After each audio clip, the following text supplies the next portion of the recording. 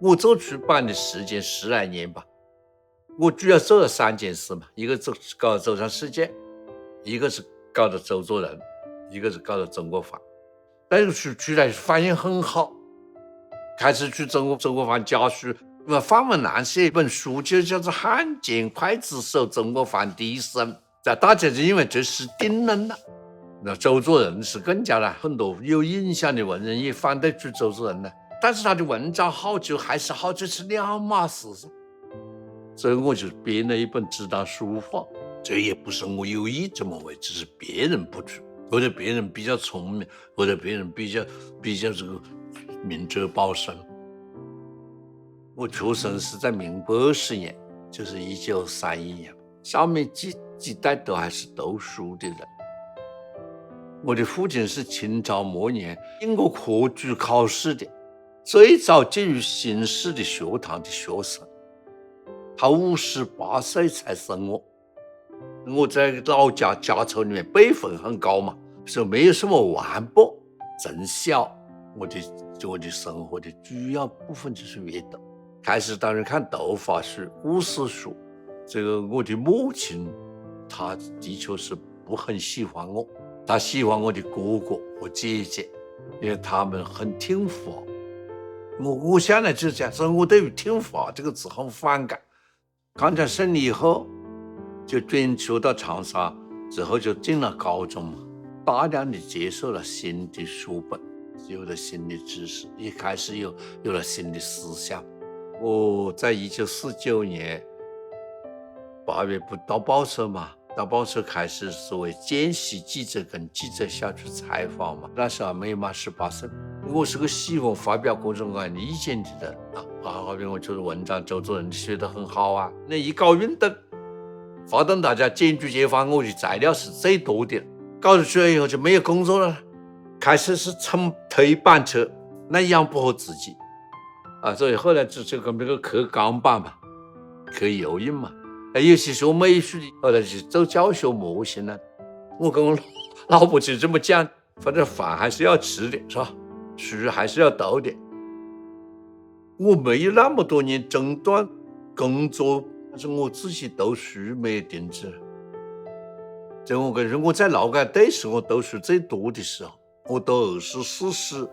和资治通鉴通读都是在劳改队读的。走向世界成书，把所有中国人开始走向西方的实写的文字都收到这本书里了。这还记录了第一批走向世界的中国人的心态，选了100种，有几十个作者，好比殷洪的《西学东渐记》，康有为的《欧洲11国游记》，梁启超的《新大陆游记》，多普及历史知识，多讲一讲历史的过程，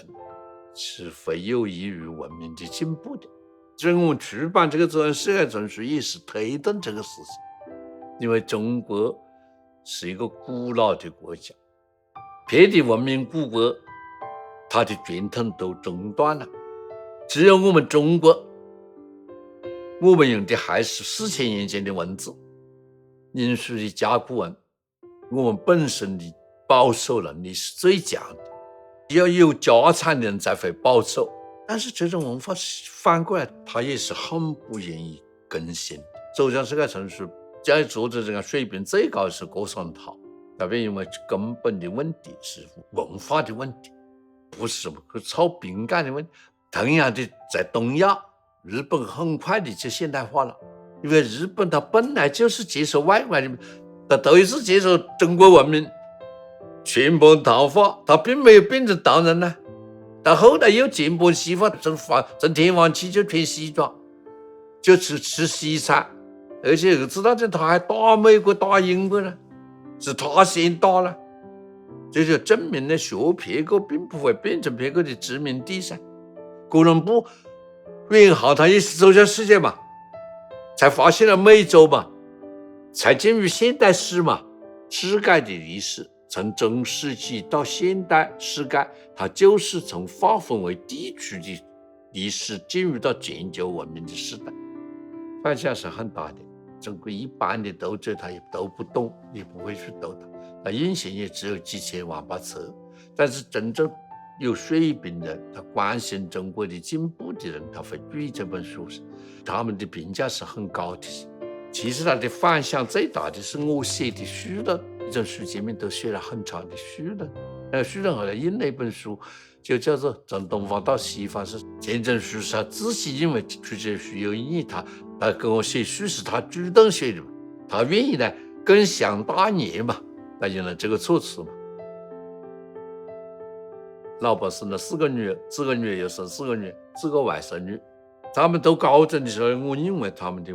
作文都写得不够好。我觉得不论他们选择什么，你一个人自己把文章写好一点，对于你的事业是有利的，最好是多一点文章。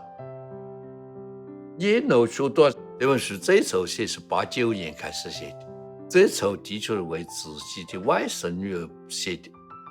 我挑的尽可能选的是各种各样的文体，超过100个字，因为我认为中国的古文最大的有长处就是简短。好比刘邦入关，约法三章，只有几个字，是吧？杀人者死，是吧？神奇到底罪就讲完了。好比像这个吴越这个钱大王，他写个夫人的信，是吧？陌上花开，可缓缓归矣，写得很好了。好比在南北朝时的军阀，这个他不是讲莫有于此啊，人何以堪，很抒情。我们再讲也讲不那么好，并不愿意去搞这什么古文今义。我讲念的都就是我对那本书的读法，志在泉上月，逝者如斯夫，不舍昼夜，是吧？我是这么读的。孔子站在河岸上，眼望着奔流不断的河水，不禁感叹道：要过去的就这样一去不回头的过去了，没日没夜的啊。他讲的不舍昼夜嘛，主要是流露出来一种无常之感。那世界上没有什么东西是永远不变的，这种无常之感走到他这句话时，我们就会想到2500年前的老夫子也跟我们一样，有的时候有这样一种感受，所以就觉悟到人性的永恒和伟大。我的外甥女就按我那样去读它，这本书就要让这样写个书，所以90多岁了。比如我现在也早就写这个别个写书了，我就是钱先生给我写过个书，你也给我写个信，他被这句话打动了他就还是给我写的。他们2位先生跟我都写过很多信，那2个人加起来将近200封了，也将来也想出版一些。我很少出去旅行，也很少到上海，北京我到现在为止只去过4次，我也没有时间旅行。原来读书很少，好比搞中央事业丛书也好，搞周作人也好，搞中国法也好，都得临时学习，都得要看书。我现在还在不断的读书，如果我的生命还允许，我将来会写一本书，就叫做我的故事，就一个一个故事写，这样比较自由，而且不管我的生命何时结束，写出来的都可以发表。讲50个故事也可以，能够讲500个故事也可以，是吧？就看活好久了。